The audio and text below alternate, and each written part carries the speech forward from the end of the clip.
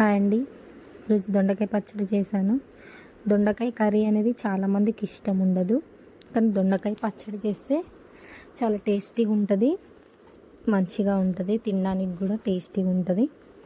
పచ్చిమిర్చి ఆయిల్లో మంచిగా వేయించుకోవాలి. పచ్చిమిర్చి, కరివేపాకు, కొత్తిమీర, పుదీనా వేస్తే టేస్ట్ అనేది బాగుంటుంది.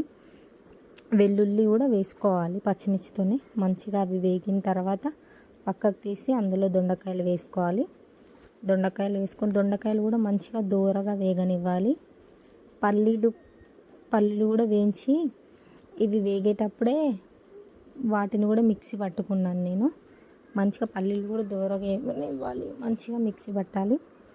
తర్వాత టమాటోస్ కూడా మంచిగా వేగాలి. వేగేటప్పుడు అందులోనే కొంచెం చింతపండు అనేది వేస్తే చింతపండు మంచిగా గుజ్జులాగా మంచిగా ఉంటుంది. అందులో కొంచెం పసుపు వేస్తే టేస్ట్ అనేది బాగుంటుందని టమాటాలోనే పసుపు అనేది వేసాను. దొండకాయలు, పచ్చిమిర్చి, పల్లీలు ముందే మిక్సీ పట్టేశాను. ఇప్పుడు టమాటాలు మిక్సీ పట్టేసి